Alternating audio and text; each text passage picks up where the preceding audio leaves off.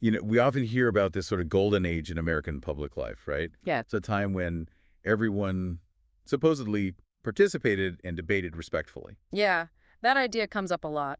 But maybe that picture isn't quite accurate. Exactly. What if it's more complicated? What if being a good citizen has meant different things at different times? Well, that's precisely what we're diving into today. We're looking at the book Good Citizens, A History of American Public Life. Right. Our listener, the learner, pointed us to this one for understanding how civic engagement has, evolved in the U.S. Okay, great. So our mission today is sort of twofold. First, trace that transformation in public life according to the book. Mm. And second, we really want to look closely at how Christian individuals and groups fit into that story. Mm. Where does the book mention them, and what roles does it highlight? Right, to see what the book says about their contributions and influence over time. Yeah, and ultimately, we want to unpack the book's ideas about what makes a good citizen anyway. So for you, the learner, if you're curious about the roots of community and values in the U.S., this should be really insightful. Absolutely. The book paints a really rich picture showing how citizenship expectations changed right alongside everything else in American society. Okay, let's unpack this then. The book starts with those early ideas of a good citizen. Hmm. What were they thinking back then? Well, it wasn't just about who had power, but also what kind of authority was seen as legitimate. Uh-huh. The book suggests it shifted, from the personal authority of gentlemen. Like their social standing. Exactly, their status and perceived virtue. Then it moved towards more interpersonal power, think political parties, coalitions working together. Okay. And more recently, there's this reliance on what the book calls non-human authority, expertise, data, science, legal rights, information itself. That's a fascinating arc. And you mentioned earlier, in those first days, shared values were key, often religious ones. Very much so. In the early stages, that shared community understanding, often rooted in common religious beliefs, was a really core part of what gave authority its weight. So what did a good citizen do back then? Sounds quite different. It really was. During that gentleman rule period, where elites basically ran things, being active in public discussion was expected, but only from a pretty small slice of society. Right, the elites themselves. Pretty much. Then you get the rise of majority rule and voting becomes huge. But it was often driven by, well, strong emotions and party loyalty, whipped up by dedicated partisans. Less about reasoned debate, maybe. Sometimes, yeah. And then we get to the age of experts, where citizens rely more on information from news, from groups, from parties maybe less direct, personal, back and forth. Okay, that maps it out clearly. And those early religious values, can we see specific examples in the book? Oh, definitely. The book brings up Benjamin Harris's newspaper from 1690, Public Occurrences. Only lasted one issue, right? Yeah, that's the one. And why it got shut down is telling. He criticized the Iroquois, who were British allies at the time. Okay. And he also pushed for this idea of an all-Christian army to go conquer French Canada, saying, all the glory will belong to God. Wow, so mixing specific religious goals with public and military aims. Exactly. And that probably contributed to the authorities pulling the plug. It's a really early, maybe controversial example of religion and public discourse getting tangled up. That is striking. Were there other ways religious belief shaped things back then? Yeah, look at the Massachusetts Charter of 1691. It's interesting. On one hand, it cut back some colonial autonomy, but it also, arguably, boosted secularism in a way. It gave voting rights and liberty of conscience to all Protestants, not just the really devout Calvinists. So broadening the base slightly. Right. And it tied voting more to owning property than just church membership. So a small step away from strictly religious criteria for political participation. Okay, but even with that shift, religion still mattered for social structure, right? Oh, absolutely. The book makes it clear that colonial society, while maybe less rigid than Britain, still had its hierarchies. Like how?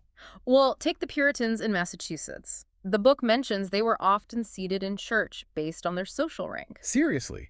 In church? Yeah. It seems small, but it shows how social standing, which could be tied up with religious prominence, affected even, worship. What about somewhere like Virginia? In Virginia, the gentry class, who were pretty much all Anglican, usually held the public offices. So a clear link between a specific church affiliation and political power there. Definitely. And the book talks about deference, that expected respect for leaders. It was more about social order than political equality as we'd think of it. Okay, moving forward a bit. Mm-hmm. The rise of printing. How did that change public life? It was huge. Just having more stuff printed and available fundamentally changed how ideas spread. But printers weren't all jumping into political fights right away. No, often they were pretty cautious. The book uses Ben Franklin as an example. Early on, he saw his Pennsylvania Gazette more as like his private business. Not as a crusading public platform.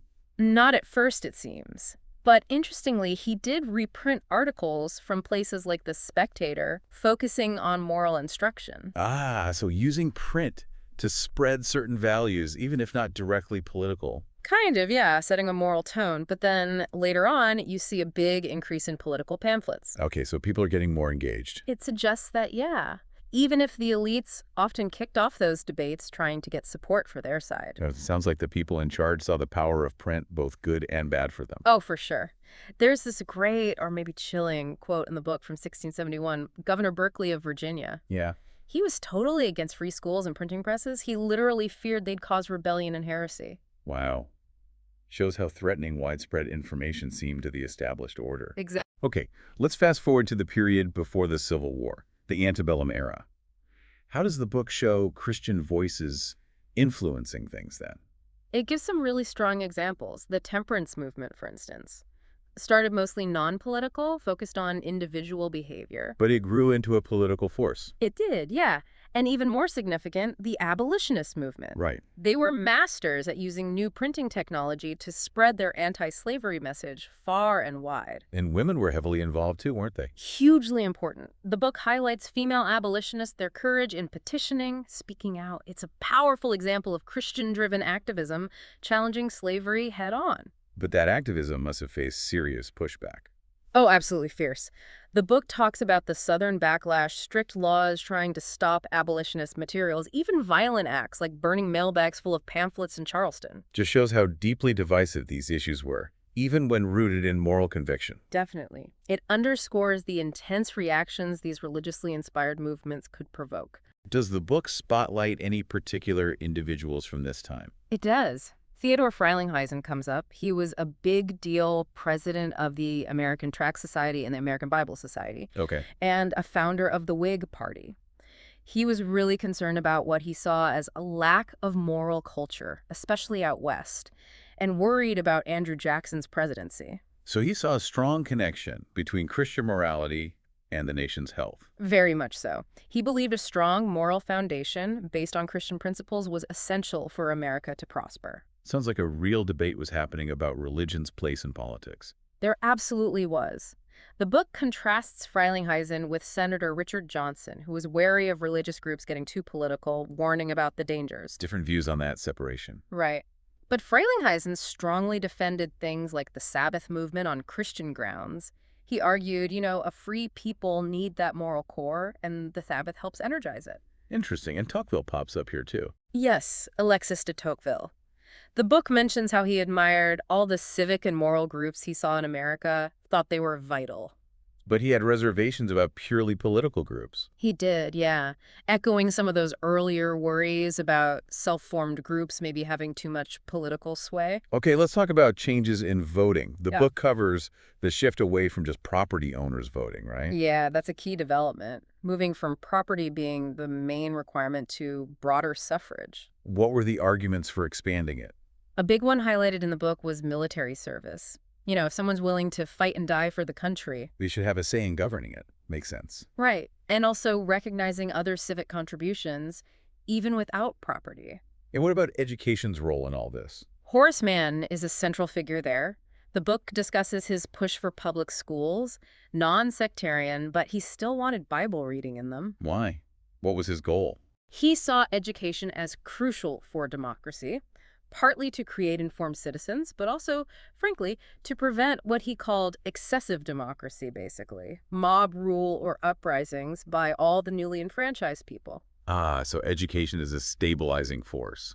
He believed it could prevent chaos, protect property rights, uphold the courts, that sort of thing. It's that constant tension, isn't it? Yep. Expanding democracy, but worrying about controlling it. Exactly. And the book points out that this mass education idea caught on slower outside New England initially, so access wasn't equal everywhere right away. Okay, the Civil War obviously changed everything. How did citizenship evolve after that? Well, the book briefly touches on the really tough debates about suffrage for Black Americans, arguments about moral tests, education tests, all that. Complex stuff. Yeah.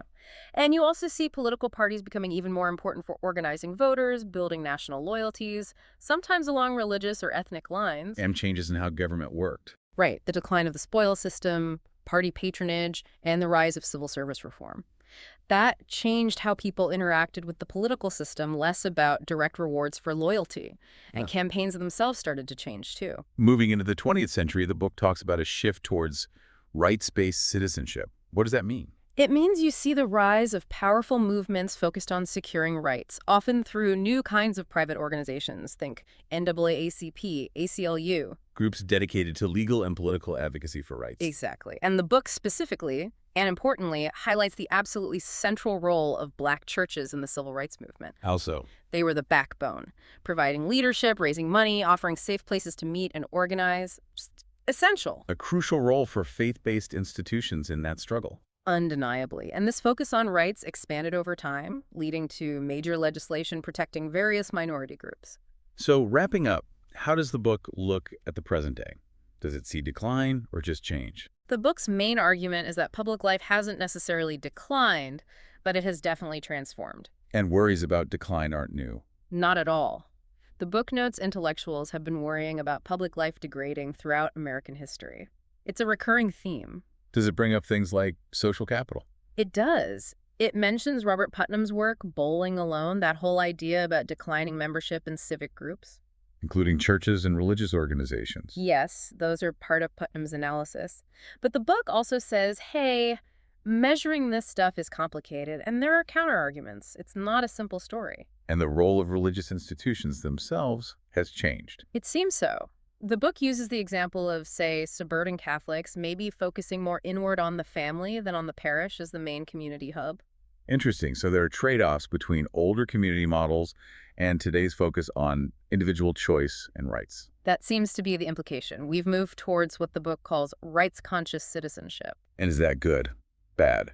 What's the verdict? Well, the book doesn't give a simple thumbs up or thumbs down. It asks some big questions, Right. like, can this focus on rights really help us talk across our differences?